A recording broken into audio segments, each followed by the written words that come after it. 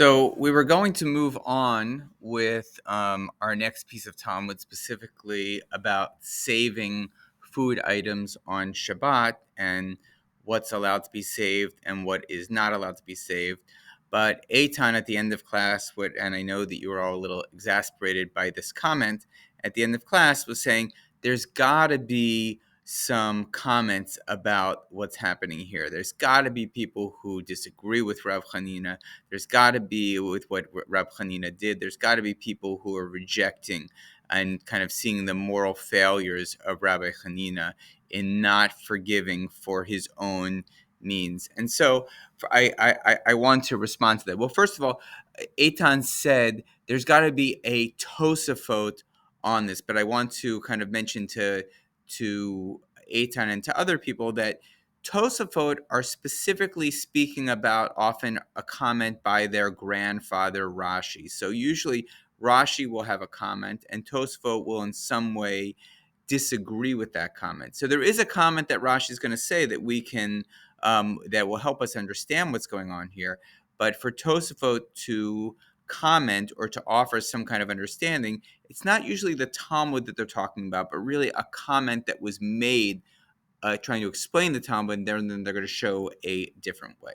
So here we go. Here's our statement again at the end that Rab Chanina saw in a dream that Rab will become the head of a yeshiva, and he said, since Rab will eventually become the head of yeshiva, I won't forgive him, so he'll be so angry that he will have to go and study Torah in Babylonia. Now, of course, we know, yes, Rab does open up a school in Babylonia, and if we do the simple math, because of this move, there are more Torah studiers in the world. And if we think that Torah study is not just a good thing, but probably the best thing, then in a sense, you could say, well, the ends justify the means. Rabbi Hanina said, we don't need another Torah academy here in Jerusalem. We need one further away. How can I get Rav, who's going to open up a yeshiva, how can I get him to open it up somewhere else? I guess Rab Hanina could have moved as well. But again, the larger question when we think about the nafkamina, when we think about the takeaway, it may just be we think that Rab Hanina is doing something wrong, but we really have to kind of look a little further to understand, right? On a superficial level, it seems like Rabbi Hanina is totally violating Jewish law, is totally in the wrong, hasn't done his part to allow for the process of repentance to happen, and yet we see he has ulterior motives, and in a sense, the end of those ulterior motives seem to be something positive, maybe. Okay, so here we go. Let's kind of justify what's happening here, and we first see it from. So I went on to Sefaria and I looked at the comment that they said, and they're basically quoting Rashi here. So this is what Sefaria says, right? He was conscious of Rab Chanina was conscious of the principle that one kingdom cannot overlap with another, and he knew that once Rav was appointed leader,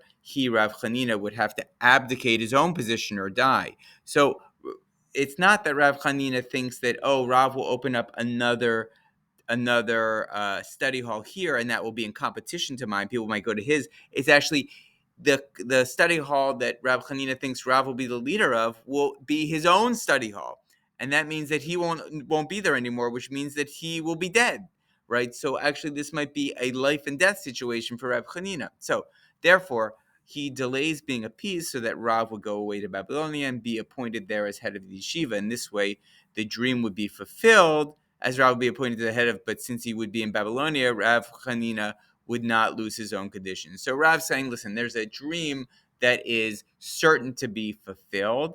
Is there a way that I can fulfill that dream could be fulfilled that will actually be good for Rav and also be good for me? Now, I know Omer is going to say something like this, but how do you know this is good for Rav? This could have been the worst thing for Rav. Rav might have loved living in Israel and thought it was a real demotion to have to leave for Babylonia. And why, in a sense, does he leave for Babylonia? Because he feels embarrassed that he doesn't have the rhetorical chops or the wherewithal to convince Rav Chanina that he deserves, that Rav himself deserves forgiveness. So we're making a lot of assumptions that this is a great move for right. I guess on the scorecards with like if you're seeing how many new studiers of Torah there are, it seems to be a big win. But is it really emotionally a big win for Rav to have to get up and move away when actually it seems like he could have been a pretty successful yeshiva leader or study hall leader in Israel itself? But at least this is what they're saying, and this is really Rashi's comment right here, right here as well. He says it right here. He says, sorry. He says, I have to move myself, right? Ra'ah chalom al Rav. He saw a dream about Rav. Shetlohuhu bedekel, that he was hanging from a palm tree. V'hu siman nisiyut rosh ugdola, and that is a some kind of well-known symbol in any dream. If you've had any of those dreams about someone hanging from a palm tree, that is a symbol that that person is going to be a great leader. Rav Chanina was Rosh Yeshiva Haya Kida Amar Rabbi, and so in Ketubot on this daf we see 103 bet we know that Rav Chanina was a great yeshiva, was a great head of a yeshiva, and he's thinking Bisha'a Ptirato Chanina Bar Chama Yashav Berosh Ukshera'a Chalom Ze al Rav. So when he sees when he's in the hour of the solving of what the dream meant, Rav Chanina saw that he saw that it was a Rav that was on that palm tree, and so he's afraid that he's going to die because of this principle that the reign of one person may not in any way overlap with that of his friends. That's from 48b, Barachot 48b. The Talmud makes that claim. And one person's kingship does not overlap with another person. So he's thinking that that I'm going to push aside that idea, and I'm going to cause him to escape to Bavel. And there he will be the Rosh of Yeshiva, and I'm not going to actually die because of him. So again, Rashi saying the same thing that we're seeing here. So again, I think you want to ask yourself, and of course I'll probably ask you in a quiz, what do you think of this as an explanation that this isn't just a matter of competition or get rid of my competition, but he's thinking if I don't do this, the dream which has to come true at this point is going to be the hastening of my own death. So does that change things for you and make it okay? I'm going to bring up one other. I searched for some other ideas, and actually, interestingly enough, one of the idea that actually even brought me this to teach this piece, comes from a book called The 9 Talmudic Reasons by a guy named Emmanuel Levinas. Levinas is a philosopher. It happens to be a survivor of the Shoah, and is and has a book called 9 Talmudic Readings, of which we actually might study 2 of them. So first of all, who is Levinas? And even though the video you're going to see a weird translation of his name, Levina or something like that, maybe that's like a computer is doing the speaking here, but his name is Levinas. He's Jewish. He's a philosopher, and his philosophy is difficult, but please watch this 7-minute video on who is Levinas.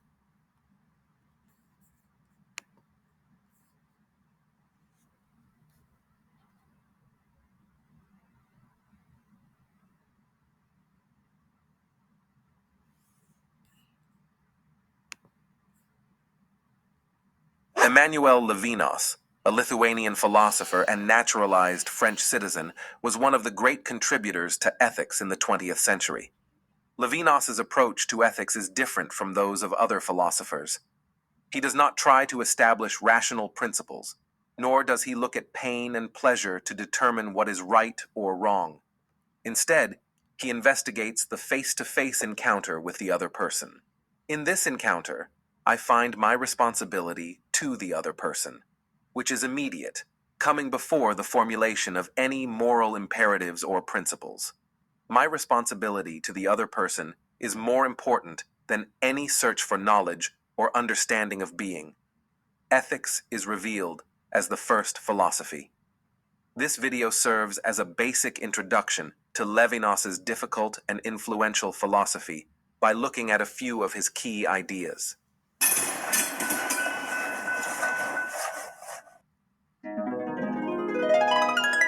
Levinas's philosophy investigates the significance of the other. But what does he mean by the other? The term is sometimes written with a capital O and means another human being who transcends one's own powers of apprehension. When the self tries to understand the other person, his powers are thwarted because the other person is always more than any object one encounters in the world. The other, in all its uniqueness, is unlike any phenomenon and cannot be assimilated. Levinas describes the experience this way: the strangeness of the other, his irreducibility to the I, to my thoughts and my possessions, is precisely accomplished as a calling into question of my spontaneity as ethics. In respecting the uniqueness of the other, Levinas rejects thinking about any common ground we ourselves may share with the other person. He says, the same and the other at the same time maintain themselves in a relationship, remain absolutely separated. He is also opposed to thinking about a specific quality that makes the other different from me. This would just be another way of capturing the other in categories and classifications. He remarks, the alterity of the other does not depend on any quality that would distinguish him from me, for a distinction of that nature would precisely imply between us that community of Janus which already nullifies alterity. Importantly, Levinas also speaks about the other person as one in need and for whom I am responsible. At times, he describes the other using terms such as nakedness and vulnerability, and even employs biblical language by saying the other is the stranger, the widow, and the orphan to whom I am obligated. Ethics, therefore, begins in a face-to-face encounter with the other, who is unique, vulnerable, and for whom responsibility has to be taken. Written in French and published in 1961, Totality and Infinity is one of Levinas's most studied works. Totality refers to Levinas's central criticism of Western philosophy, the tendency to understand everything. While this disposition is important for scientific investigation, Levinas finds it unethical when applied to the other person and claims that Western philosophy has mistakenly taken its relation with the other person as one of subject and object.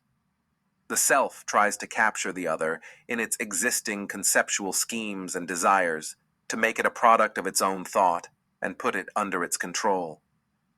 Accordingly, Levinas thinks that the self's knowledge of the other must always remain inadequate in order not to violate the other person's differences.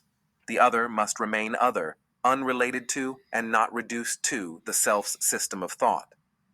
Totality refers to this reduction of the other person to the self.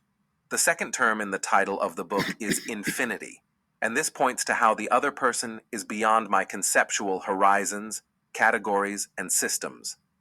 The infinity of the other person opens up to us in what Levinas calls the face. Levinas states, the face resists possession, resists my powers, and even though the term face can be misleadingly taken as only a physical face, it means more than that. Levinas points out that the face is not the mere assemblage of a nose, a forehead, eyes, etc.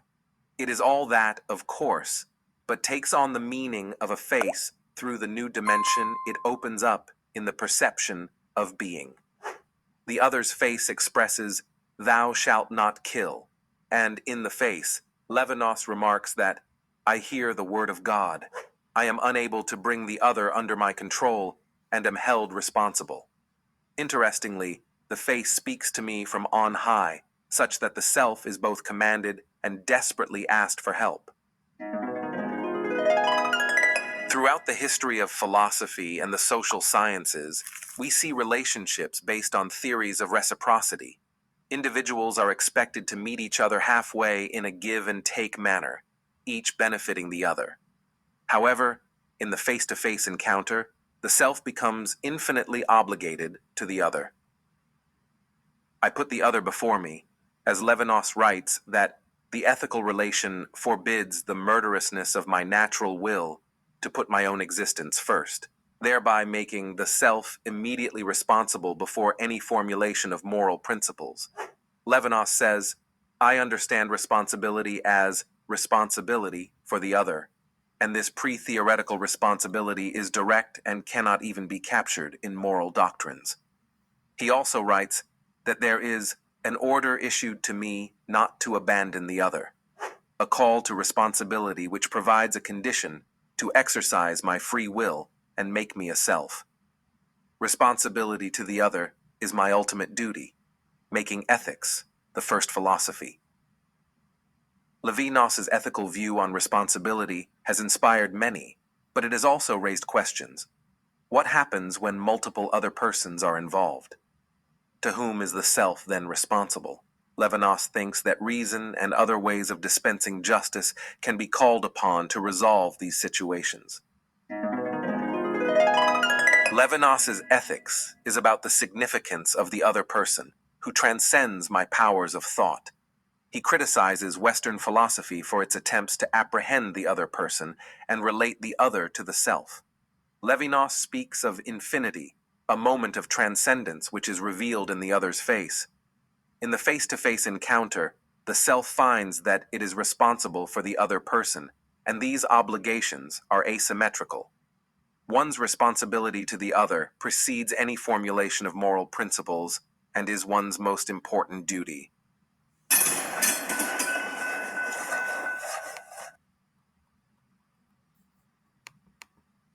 All right. So that was not easy, but I hope you got something out of it. I'll ask some kind of simple questions probably on our quiz about that. But so we saw actually that Levinas wrote this book, 9 Talmudic Readings.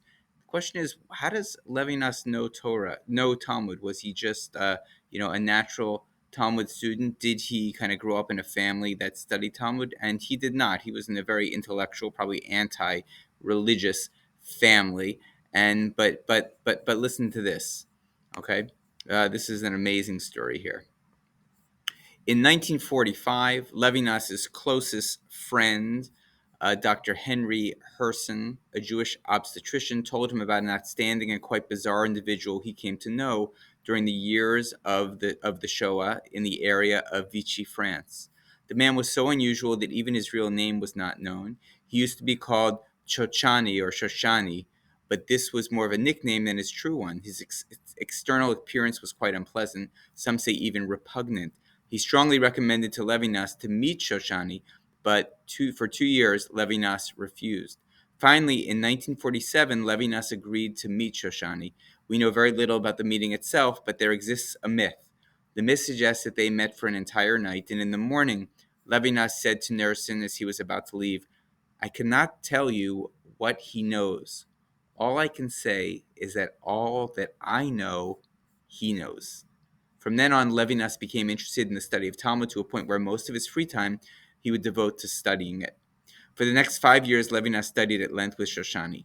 As a result of the study with Shoshani, Levinas saw the ancient texts of the Talmud and its multiple layers of subsequent commentary not merely as a place where all that can ever be thought has been thought of already, but also as a framework for his reconciliation of ethics, phenomenology, and postmodernity. I don't quite know what these words are, but I was taken by this last sentence where all that has ever been thought has been thought of already. And I just think about someone in class yesterday when we were talking about the question of do the ends justify the means.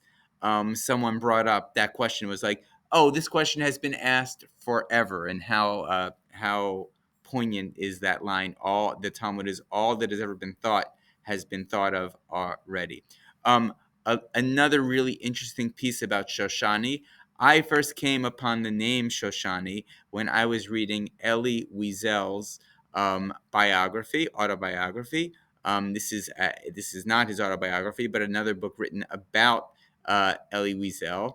And Elie Wiesel, who was also French, also a survivor of Auschwitz, a winner of the Nobel Peace Prize, um, a professor at Boston University or University of Boston, and writes about, also was a learner of Talmud because of Shoshani. And what I'd like you to do is I'm uh, is read about Elie Wiesel's experience with Shoshani, which is really interesting. And here are the pages for it. Here's page 1, page 2, page 3, page 4, page 5. And I'll ask you a couple of questions about Elie Wiesel's relation with Shoshani and who Shoshani was, as we move forward. Just it's amazing that this very strange Talmudic character, but very, very inspiring character, inspired not only Elie Wiesel, but also Emmanuel Levinas as well. So let's go to this reading now of how Emmanuel Levinas understands this idea of what Rab Chanina did. I didn't find it easy, and as I've read it over and over again, it starts to make a little bit more sense to me. So here it goes. Um, he says, "I thus spoke of my disappointment, meaning my disappointment of understanding kind of the story and what's happening here, to a young Jewish poet, Miss Atlan. Here is the solution she suggests. She says, whenever we have dreams, like the dream that the Rav Chanina had, we are in the realm of the psychoanalysis and the unconscious. Now, in the story that is troubling us, what is at stake? Rav recognizes his fault and asks for forgiveness. Right? We know that so far. The offending party can grant forgiveness when the offender, meaning Rav, so Rav Chanina can grant forgiveness when Rav has become conscious of the wrong that he has done. So here's the first difficulty, Levinas writes. The goodwill of the offending party. Meaning the goodwill of Rav Chanina. We're sure of Rav Chanina's goodwill, and we've know elsewhere in the Talmud about Rav Chanina's personality. We know elsewhere in the Torah that he's the head of an academy. We know elsewhere in the Torah that he, above all others, would be the first person to understand the frustrations of a teacher who has students come in late. Why is he so unbending in our case? Okay, so I think that seems to be pretty understandable up to now. So let's move on. Because there's another difficulty. Is the offender, meaning Rav, capable of measuring the extent of his wrongdoings? Does Rav really understand what he has done wrong? Rav believes what he has done wrong is that he has embarrassed his teacher.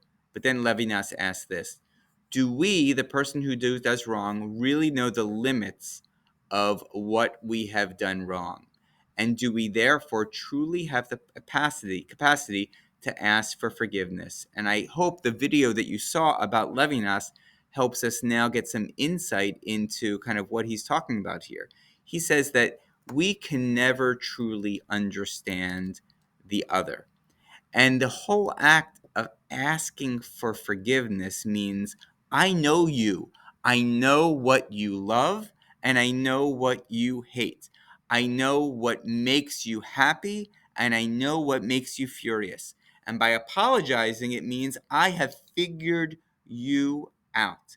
I know what you're angry about, and that's what I'm going to apologize to. But what Levinas is going to tell us is no, no, no, no, no.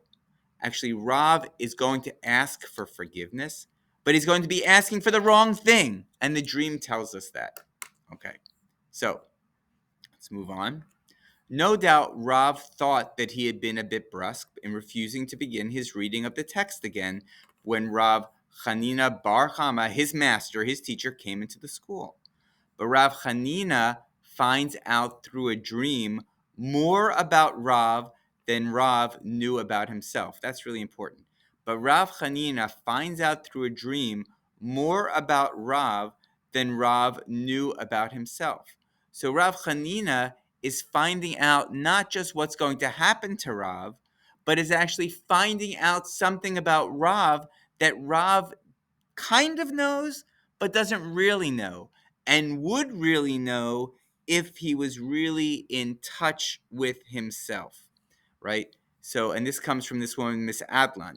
The dream revealed Rav's secret ambitions. Beyond the inoffensive gesture at the origin of the incident, Rav, without knowing it, wishes to take his master's place. And actually, this kind of makes sense, right? Basically, every single person that walks into the room, Rav goes ahead and says, I'm going back for you. Meaning, I am not your equal. You are, in a sense, better than I am. I am going back for you because you are, or you deserve this respect. But when Rav Chanina walks into the room by saying, I'm not going back for you, it's not because he's frustrated because all these other people he went back for. Levinas is saying, he's basically saying, you are no longer important in this academy. You don't deserve to be gone back for. Your voice is no longer going to be the voice that is listened to or cared about at all. All these other people here, they need to hear everything from the beginning. You don't need to have that anymore. So given this, Rav Chanina could not forgive. So how can Rav Chanina forgive if Rav Chanina knows that what was done in that academy wasn't because Rav was frustrated? Rav didn't go back because of something else. But the weird thing is, Rav doesn't really even realize that yet. That's the hard part about this. How is one to forgive if the offender, unaware of his deeper thoughts, cannot ask for forgiveness? Let me screw that again. How is one to forgive if the offender, unaware of his deeper thoughts, cannot ask for forgiveness? That's a tough one. I'm gonna do it one more time because I'm not sure I totally understand. How is one to forgive? How can Rav Chanina really forgive Rav if Rav is unaware of his deepest thoughts and can't ask for the right kind of forgiveness? So basically, Rav should have been asking, said, Rav Chanina, I am sorry that I want to be the head of this academy and you are in my way. And everything I do is going to show the world and show the people around that I am a better teacher and a better student and a better everything than you are. I'm sorry for that. And I mean, he's not asking for that, right? He doesn't even really fully realize that himself. What is it that he has done wrong? So basically, Levinas is saying Rav Chanina can never forgive because Rav hasn't said, I'm sorry for the right thing, right? Rav thinks he has done one thing wrong, but actually he's done another thing wrong. And the dream has revealed that, because if it's revealed to Rav Chanina through a dream, then surely Rav would also know the truth in some way. I'm not quite sure why that is, but at least that's what Levinas is thinking at this point. Okay. As soon as you have taken the path of offense, you may have taken a path with no way out.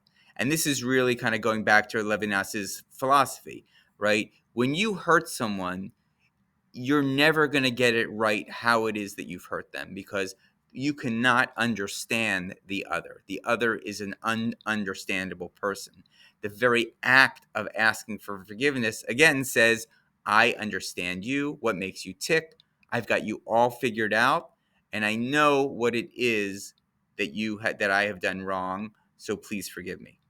There are two conditions for forgiveness: the goodwill of the offended party and the full awareness of the offender. Again, there are two conditions for forgiveness: the goodwill of the offended party, that's Chanina, and a full awareness of the offender, of Rav. But the offender, in our case, and maybe in all cases, is in essence unaware. Rav does not know what really he has done wrong. The aggressiveness of the offender is perhaps his very unconscious aggressiveness. And this is why forgiveness would be impossible.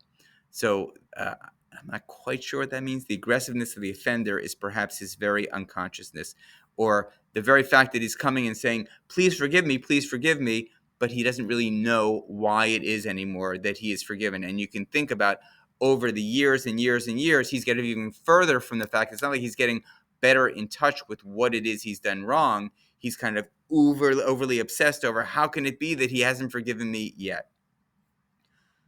And now we're going to get to a completely new idea, which is this.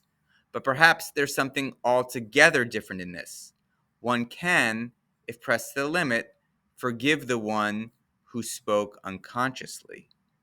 But it's very difficult to forgive Rav, who was fully aware and destined for a great faith, which was prophetically revealed to his master, meaning that if his master knew this in a dream, then it was probably the case that Rav knew it as well.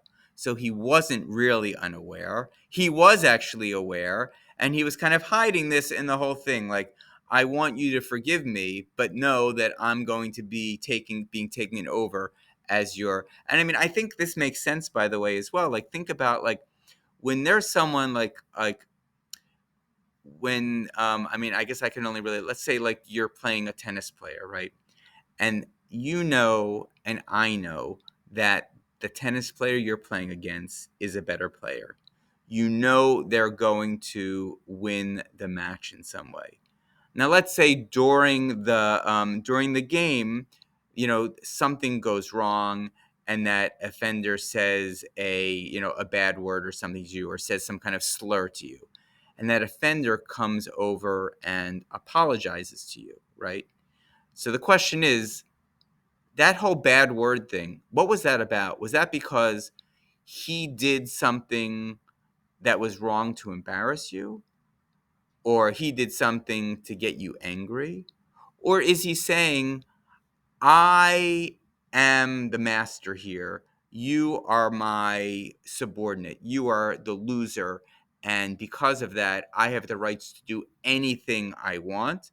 And anything that I'm going to say is actually in some way proclaiming my mastery and your lack thereof, right? And so again, um, he's apologizing for the kind of maybe the racial slur or maybe the bad words. But you, the forgiver, are saying this guy is going to win this match. This guy is better than I am. I know it. He knows this too. I think that's really it. I know it. So if I know it, of course he knows it as well. And so maybe that's what Levinas is getting at here. Okay. Um, right now, I want to also go back and ask you this question. Now, remember, we're not just seeing this Talmud piece in any old context. This Talmud piece is specifically connected to this Mishnah, right? And the Mishnah says, one who says, I will sin and I will do tshuva. He's not able to do tshuva, really. One who says, you know what? Because of this thing called tshuva, I'm going to do whatever I want because I know I can do tshuva and whatever I do wrong is going to be forgiven. That person is not able to do tshuva. Why?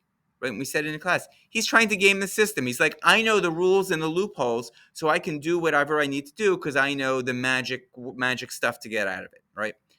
One who says, I will sin and Yom Kippur will grant me, like, will make me kind of all good again. Yom Kippur will not offer that person atonement. And once again, so what is that person doing? He's basically saying, I know the magic formula. I'm going to basically do something wrong, and then I'm not going to feel bad about it because Yom Kippur is going to make me feel better. So, right, Yom Kippur will not offer atonement. Ave wrote between people and God, makom. Yom Kippur doesn't offer atonement. Yom Kippur does offer atonement. Sorry, that should be does. That should be that, not does. Ave wrote between a person and his friend. Yom Kippur does not offer atonement until he goes ahead and says his story or tries to obtain forgiveness from that person. So knowing this Mishnah, right? Knowing this Mishnah about that has these first two cases of people playing games, playing games with tshuva, playing games with sinning, and then having Yom Kippur as their backup plan for making things right. What is this piece of Talmud trying to teach us connected to this actual Mishnah? All right. So that is I hope you'll think about those things, because I'm going to be asking a lot of those questions that I asked you, and I'm asking about Levinas, asking about Shoshani on our quiz today. So this was more of a philosophy lesson than anything else. You can thank or don't thank Eitan for asking me to delve a little bit deeper and to bring this up. When we start class on Tuesday after the quiz, we will go ahead and